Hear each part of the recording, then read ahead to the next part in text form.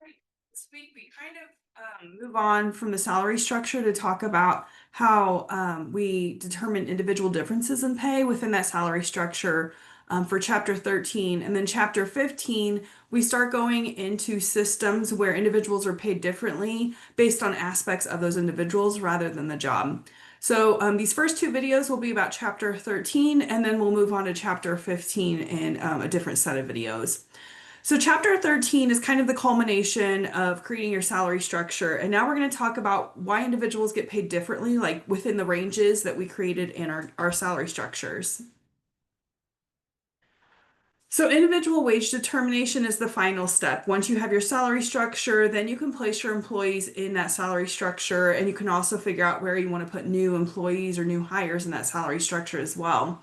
This moves the decisions from just job-based decisions to person-based decisions, which hopefully you will see this week and next week in the way that I've organized the chapters, that we move from kind of job analysis and job evaluation to the salary structure, and now we're moving into decisions about individuals and the skills that they come with, the performance they have on their job, that sort of thing.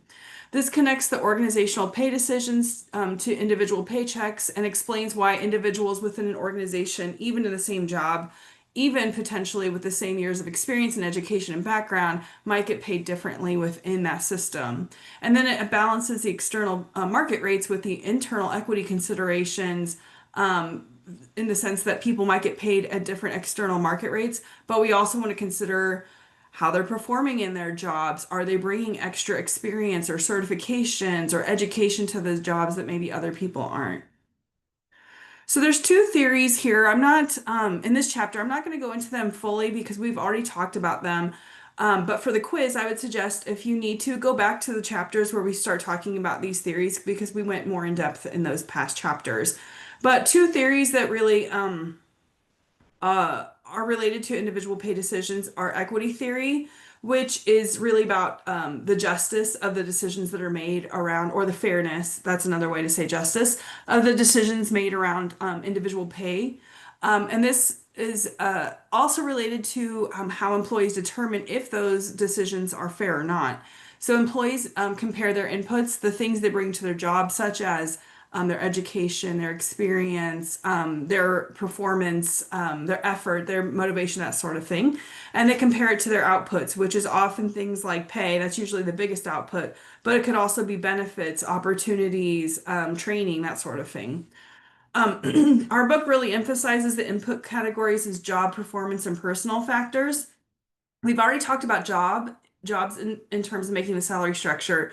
And for the next 2 weeks, then we'll focus this week more on personal factors and then next week on personal and performance factors. And then what organizations are looking for in terms of output from those employees is membership, feeling like you are part of the team in that organization, role behavior, meaning you're doing the tasks of the job role that you have, and innovative behavior that can improve the performance of the organization. Another theory that relates to how individuals are paid is expectancy theory. And that was the theory that had three decisions that individuals are making in terms of of the effort they're going to put, the motivation they're going to have in their jobs. The first one is the strength of the reward. That's the valence. And then there's the performance reward connection. Will they even be recognized for their performance to earn that reward? And then the performance effort connection is whether their efforts will actually lead to the performance that they need. The size of the pay increase varies by individual, and how meaningful that is to the individual will also vary. So for some people, a small pay increase may be enough, especially if you think about employees early in their careers or entry-level employees, whereas employees who are later in their careers, maybe have more experience, are getting paid more. A meaningful pay increase might be much bigger for them simply because compared to the inputs they're putting into the job, which could be quite a bit, they're expecting higher outputs from the job and a stronger relationship between their performance and that reward because they're contributing more to the organization. So we have different kinds of pay rate systems. One is the single rate pay system, and this is where there's one rate paid for each job or grade. So it's a pretty easy system to work in. Employees know exactly what to expect in terms of pay. This is a useful system when the performance variation is very minimal.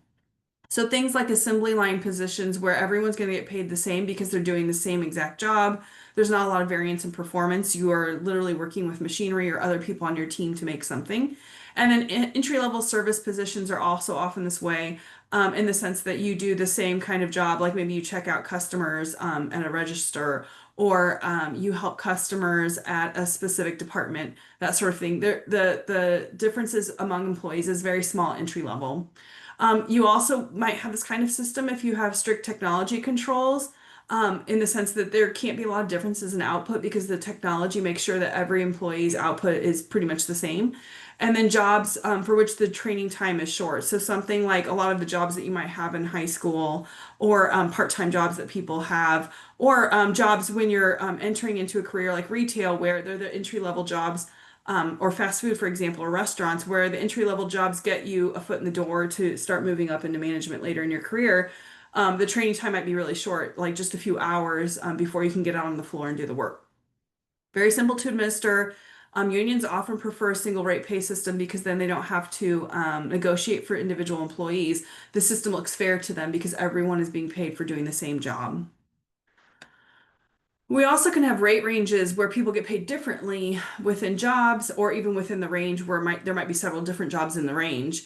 This can accommodate for performance differences. So you want to be able to pay people who are performing well or kind of above average much more than maybe people who are above average, or particularly for employees who aren't even meeting that average. You want to be able to support employee retention. So you want some flexibility to be able to increase people's pay to keep them in your organization. You want to meet employee expectations for growth. So a lot of employees will expect to have some pay increases over time. Um, how often they expect those pay increases might depend on the industry and also the company they're in. It might also depend on the economic conditions they're working in. A lot of employees during a recession may not expect a pay increase, and they might be happy to have the job they have and not have to worry about being laid off. But then when the economy gets better, they might be expecting pay increases at that point. And then you could have rate ranges that are required by collective bargaining if there's a union within the organization that they have to negotiate with.